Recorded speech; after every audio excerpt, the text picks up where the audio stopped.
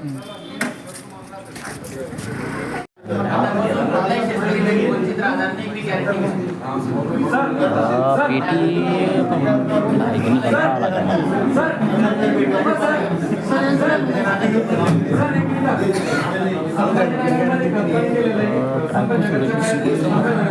बाबर मागं आहे का तुम्ही ना बरं बाबर आणि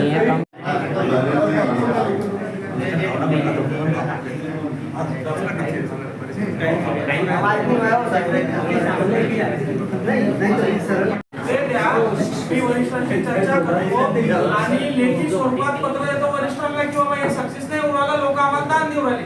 पण हे ताणवाचं कितीपर्यंत आम्हाला काय करायचं ते तुम्ही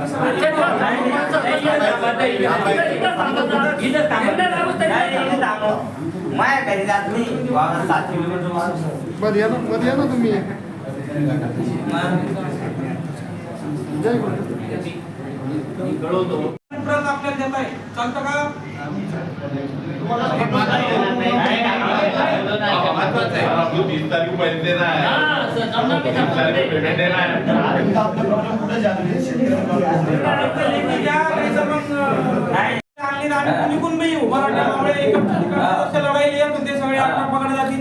तसे शेतकऱ्यासाठी कोणी सलीम अली मधून येऊ, कोणी कलेक्टर ऑफिस कडून येऊ, अडवण्याचा भाग करायचा नाही. आम्हाला 2 दिवसामध्ये याच्यावर काहीतरी ठोस निर्णय लागत नाही तर आता पत्र द्यायचे पुन्हा आता पत्र द्यायला वेळ मारून नेले असं झालं नाही पाहिजे. बरोबर आहे की साहेब? 2 दिवसात काहीतरी निर्णय द्यावा. आम्ही तुम्हाला 2 दिवसाचा वेळ देतो आणि या निवेदनात दुरुस्ती करतो की 2 दिवसात नाही झालं तर आम्ही विभागीय आयुक्त कार्यालयासमोर शांततेच्या मार्गाने शांतीत क्रांती करू. बरोबर? निवेदनाचं या कॉपी साहेब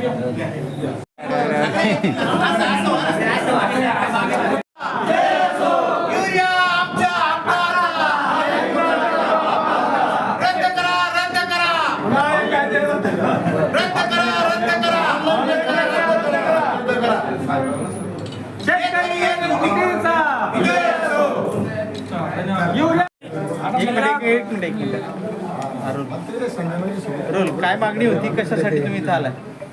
आज या ठिकाणी जिल्हा कृषी अधिकारी यांच्या कॅबिनमध्ये जवळपास तासभर आम्ही सर्व शेतकरी बांधव बसलो आणि आमची अशी मागणी आहे की आमच्या शेतामध्ये जे जाणारं खत आहे, जर तुम्ही आम्हाला आमचा ठराविक शेतीचा भाव देऊ शकत नसेल तर आम्हाला खत किती द्यायचं हे देखील तुम्ही ठरवू शकत नाही. छत्रपती संभाजीनगरवर जो ऑनलाईन प्रक्रियेचा खत वाटणीचा जो प्रयोग तुम्ही राबवता आहात, तो प्रयोग म्हणून तुम्ही राबवत आहात, तो सक्सेस झाला तर पूर्ण देशामध्ये तुम्ही तो राबवणार आहात. पण तो जर फेल झाला तर याची जबाबदारी कोण घेणार आहे? आज 2-2 एकर शेती असणाऱ्या मिश्र खत शेतकऱ्याला तुम्ही फक्त 2-2 बॅगा देतात. तुम्ही त्याच्या गव्हाला, त्याच्या मक्याला, त्याच्या कपासीला त्याला हवा तसा भाव देत नाही, मात्र त्याला खत किती द्यायचं हे तुम्ही ठरवणार.